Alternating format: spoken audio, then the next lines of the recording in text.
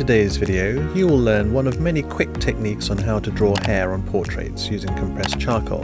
However, the same principles applied here would also work for pastel, graphite, and even to painting in acrylics and oils. With a little adaptation, it could even help you in drawing and painting fur and even grass. It's really a texture exercise. Texture size? No? Alright, okay, let's go on. As you can see here, I'm just quickly sketching out the sort of characteristic shapes that locks of hair tend to take on, like S-curves that widen in areas of least tension and taper in other areas.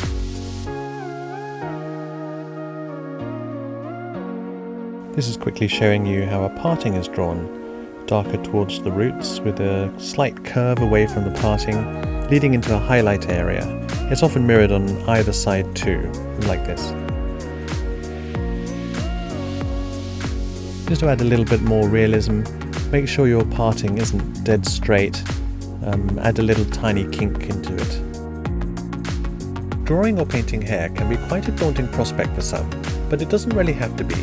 The key to making it simple may have more to do with one's mental attitude as to how to approach it.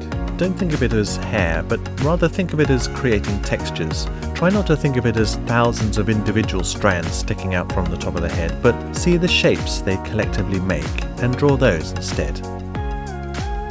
Have a look at these examples. I start out by blocking in the darks.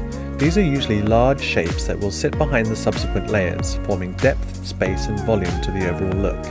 Next would come the midtones, which is essentially the person's hair colour. These shapes are beginning to look more like locks of hair rather than the areas of tone that the darks portrayed. There's still no detailing here though. And then on top go the highlights.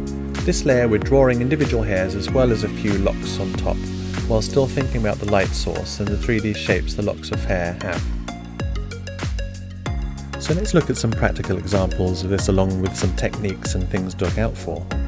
As I mentioned before, start by blocking in the areas of dark shadows. These will be larger areas that will act as shadows as well as the gaps in between the locks of hair where the light can't really get to. We won't really be adding any details quite yet.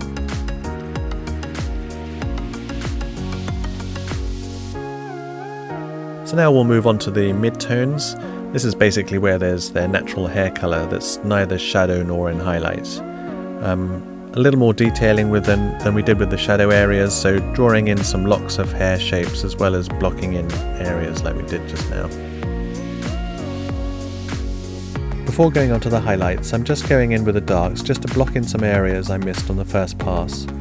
Also with these charcoals, as you progress with the drawing, a lot of dust is produced and can get into the darkest areas you've previously done, and they can lose their contrast a teeny bit. It's a little bit annoying, but so you have to go back and sort of redarken some areas too. If there's still some paper texture showing, you might want to blend these two layers together. Make sure you blend in the direction of the hair so as not to undo your work. And now drawing in the highlights. Here you'll be doing mostly drawing of hair rather than blocking in areas like we did with the other two layers. Thinking about the light source and how it interacts with the 3D locks of hair, giving them a dark side and a lighter side. It won't be until we're happy with the two underlayers that we can start drawing those little individual hairs that we often see with a mind of their own going in all sorts of directions. Of course, that'll be one of the final touches to drawing the hair. There's still a couple of stages left to do before we get to that stage. You might have to go back and redraw some of the other two layers before getting to that stage. Our hair nearly done now, needs some context, so block in the background, blur any edges that may need it, then you can finally add in those stray hairs that give it that little extra realism.